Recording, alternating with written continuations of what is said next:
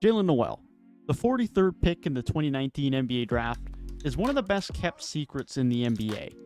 The young scoring guard has seen himself struggle for consistent rotational minutes throughout his first 3 seasons in the NBA, but some great offensive performances last season combined with some changes in the depth in Minnesota, and this year might finally be the year that we see Jaylen Nowell break out.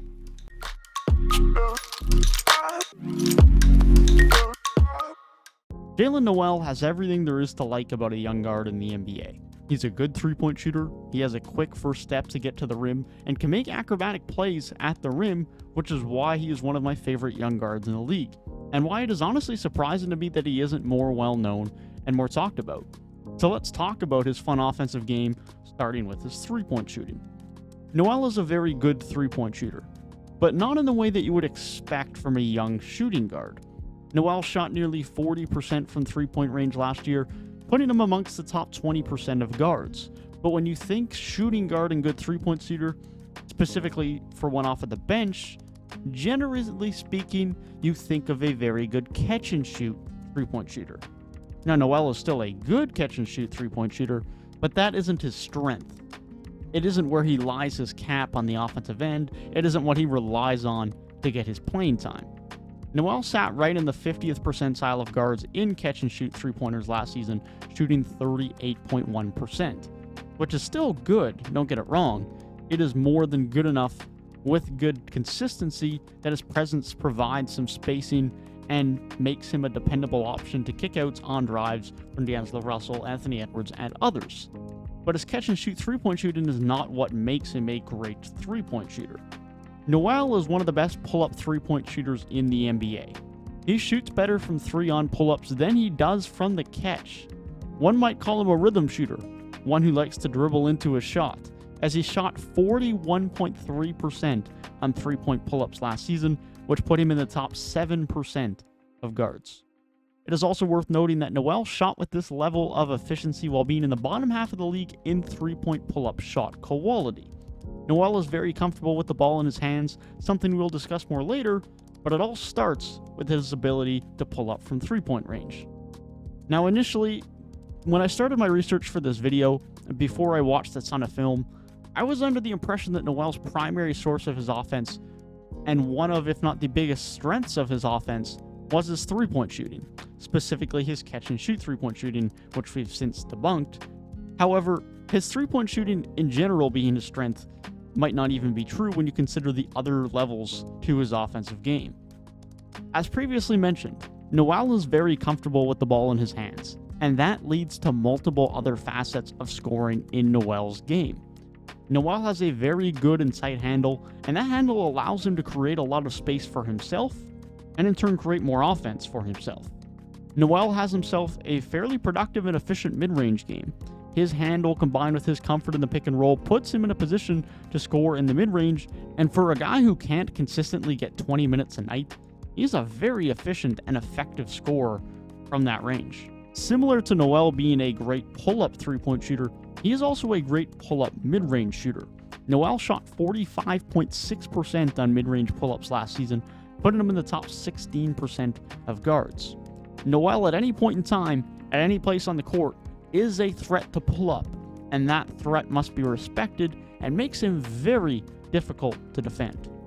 The other skill in Nowell's mid-range game is his floater. He doesn't shoot floaters as often as he does pull up from mid-range or from three, but when he does, he is very efficient. He shot 48.9% on floaters last season, which again put him in the top 16% of guards. Nowell is efficient at scoring from anywhere, in different ways, at any point in time with the ball in his hands. That threat in of itself is very dangerous. That isn't even considering Nowell's ability to get to and finish at the rim. Nowell is not a high flyer who you typically see throwing down highlight reel dunks, but Nowell does have good athleticism that allows him to be a good driver with a very good first step and acrobatic finishes. Another thing that is really interesting about Nowell's ability to drive is that he is a very good weak hand finisher. Not just adequate, but really good, to the point where Nowell at times finishes just as much, if not more, with his left hand than he does with his right, and finishes very well with his left hand. And it's not just on simple layups. It's from contact layups to switching sides of the rim and acrobatic finishes. Nowell is very comfortable finishing with either hand, and that is very valuable when it comes to finishing at the rim under heavy contests. Nowell had a rim field goal percentage of 62.1% last season, sitting in the top 17% of guards. And Nowell isn't some big guard with an advantage at the rim. He's only 6'4". And as far as finishing through contact, he had a contact finish rate of 31.1, sitting in the top 15% of guards. Nowell can finish with both hands efficiently, is a strong driver, whilst having a great first step to be able to get to the rim. Now certainly, Nowell is primarily a scorer, but that is not all he has to his offensive game. Nowell, as previously mentioned, is very comfortable and often best with the ball in his hands, and can lend itself to some level of playmaking and scoring through the pick and roll.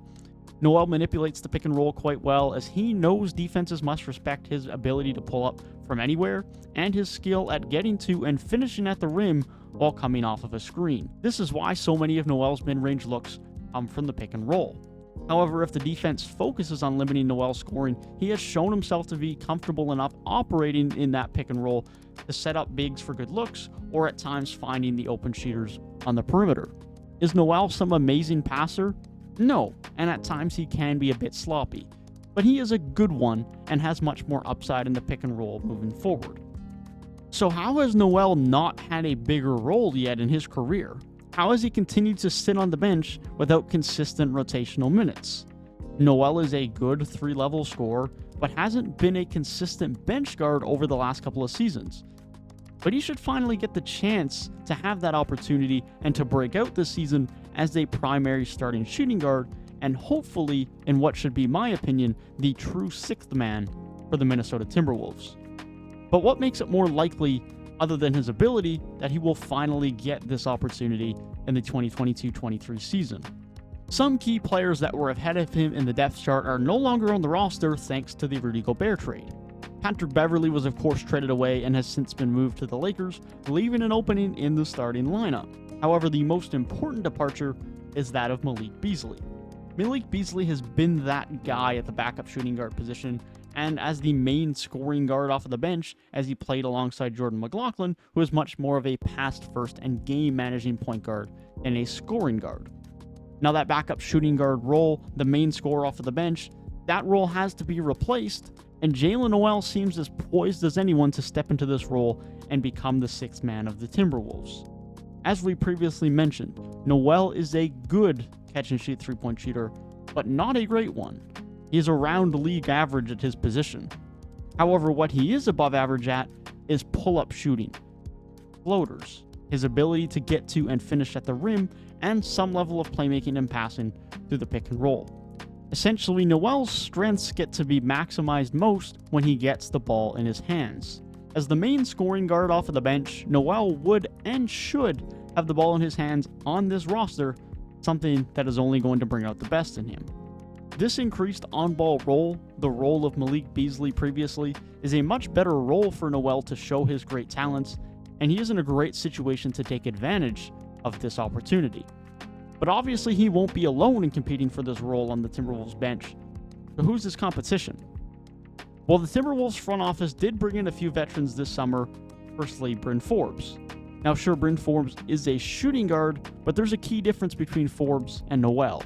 Bryn Forbes is a solid depth guard, but is a very good catch-and-shoot three-point shooter and a good spacer, specifically from the corner, which is great if that's what you need and that's what you want, but he's not some great shot creator that replaces the on-ball role of Malik Beasley, and is certainly not the 3-level scorer that Nowell is. If Bryn Forbes becomes the main shooting guard off the bench, then who becomes the main scorer off of the bench? Jordan McLaughlin? Taurean Prince? Kyle Anderson? Bryn Forbes himself? None of these options seem likely, and so as much as Forbes is a nice depth option, it's likely in spot minutes as a spacer and a three-point shooter, and not as the new 6th man.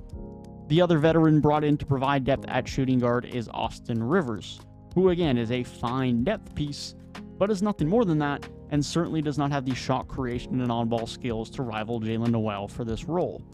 Other players who have been added throughout the offseason who will fill in some guard role is CJ Ellaby and Wendell Moore Jr., but Ellaby is just good depth to have and nothing more, and Wendell Moore Jr. being a late first-round pick is not likely to see himself have a great role on this very deep Timberwolves roster. So with Malik Beasley out of town, the sixth-man role, the main bench scorer, that role is all for the taking for Jaylen Nowell. So what do I expect from Nowell this season?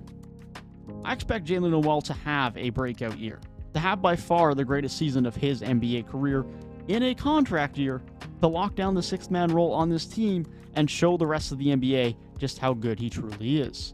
Certainly, there will be more pressure on him in this increased role, but to anyone who has played basketball, we all know the benefits of knowing you are going to get regular and consistent minutes.